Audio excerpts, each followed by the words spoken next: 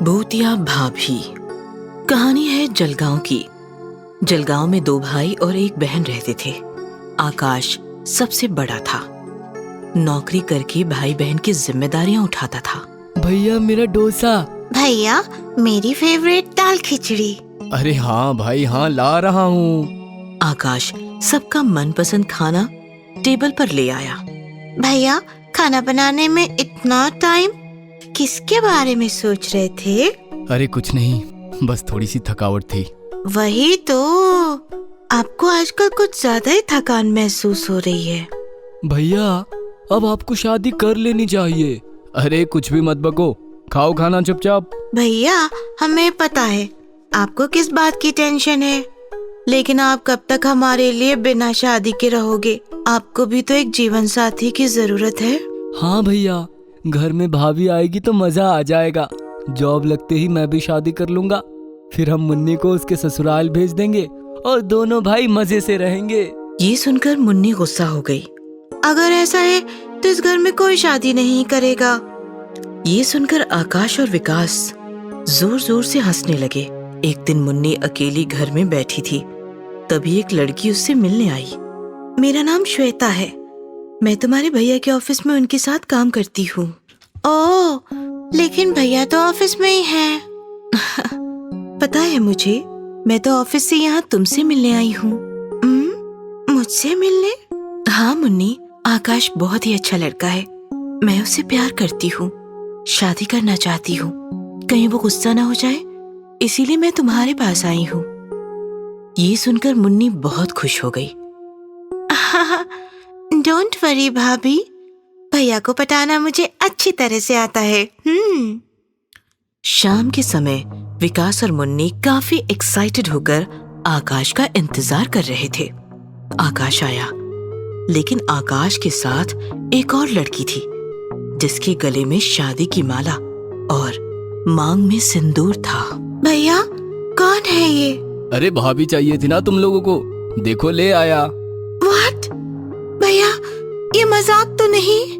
मुन्नी, इसका नाम विमला है। ये हमारे दूर के मामा की बेटी है। दोनों शहर से आ रहे थे कि अचानक एक्सीडेंट हो गया और मामा चल बसे। बेचारी जख्मी हालात में काफी दिन तक सरकारी अस्पताल में पड़ी थी। आज एक प्रोजेक्ट के सिलसिले में सरकारी अस्पताल गया तो वहां मिली मुझे ये। अब इस बेचारी का हमारे सिवा इस दुनिया में कोई नहीं है, इसलिए मैं इसे शादी करके अपने घर ले आया। मुन्नी ने विमला को देखा। विमला काफी खूबसूरत और मासूम थी। आपके साथ जो भी हुआ भूल जाओ भाभी। आज से आप हमारे साथ नई जिंदगी शुरू करो। आपका बहुत बहुत स्वागत है इस घर में। बहुत बहुत शुक्रिया तुम्हारा। विमला को आए 2 दिनों से ऊपर हो गया था, फिर भी वो किसी भी काम को हाथ नहीं लगाती थी। सारा काम आकाश, विकास और मुन्नी को ही करना पड़ता था। मैंने तुम तीनों का खाना बनाकर रखा है, अब मैं ऑफिस के लिए निकलता हूँ। भाभी कहाँ है? मुन्नी प्लीज, अपनी भाभी को कुछ मत कहो, सोने दो उसे। आकाश भैया के जाते ही विमला नीचे आई। भाभी आपको शर्म नहीं आती? इस पर विमला अजीब आवाज में चीखी, मेरा सर दर्द कर रहा है, मुझे तकलीफ ना दे ये लड़की। फिर विमला डाइनिंग पर बैठ गई और देखते ही देखते सारा लंच अकेले चट कर गई। विकास और मुन्नी फटी आंखों से देख रहे थे। दोपहर को आकाश के कमरे से धुआं आने लगा। विकास और मुन्नी कमरे के बाहर खड़े होकर चिल्लाने लगे, भाभी भाभी दरवाजा खोलो, क्या कर रही हो अंदर? भाभी भाभी भाभी आग लगी है कमरे में, दरवाजा खोलो भाभी। दरवाजा तोड़ो भैया, भैया दरवाजा तोड़ दो।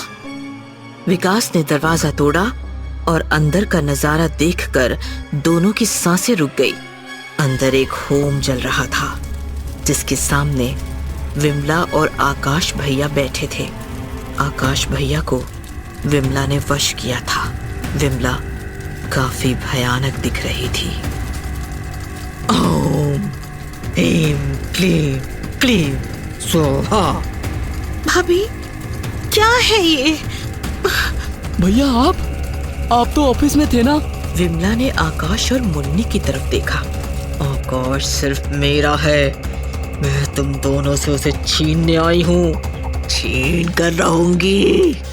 मुन्नी और विकास समझ गए कि जो कुछ हो रहा है काफी भयानक है। उन्होंने विमला को रोकना चाहा तो विमला ने दोनों को उठाकर बाहर फेंक दिया और कमरे का दरवाजा बंद कर दिया।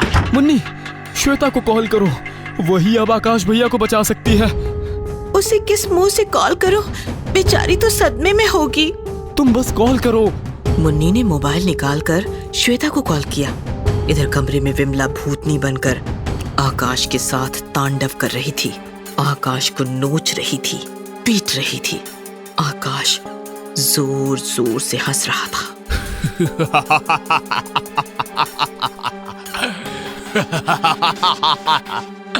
अपने भाई बहन को मारेगा ना, मेरे साथ चलेगा ना?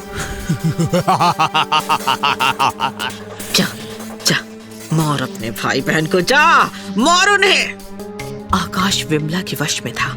विकास और मुन्नी को मारने के लिए उसने कमरे का दरवाजा खोला तो बाहर श्वेता खड़ी थी। उसके हाथ में एक लॉकेट था।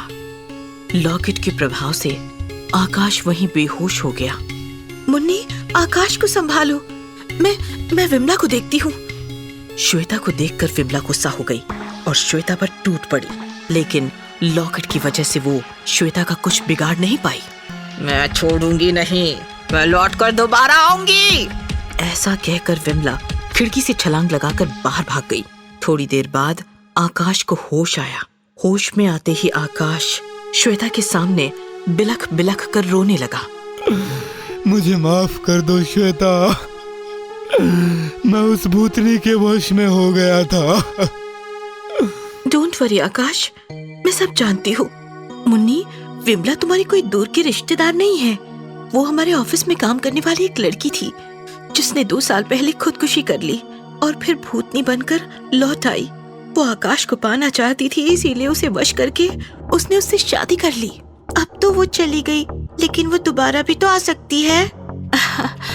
डरो मत, मैं हूं ना, तुम्हारी ये भाभी तुम्हारे भैया को कुछ नहीं होने देगी। प्रॉमिस। ये सुनकर मुन्नी श्वेता के गले लग गई और फूट फूट कर रोने लगी।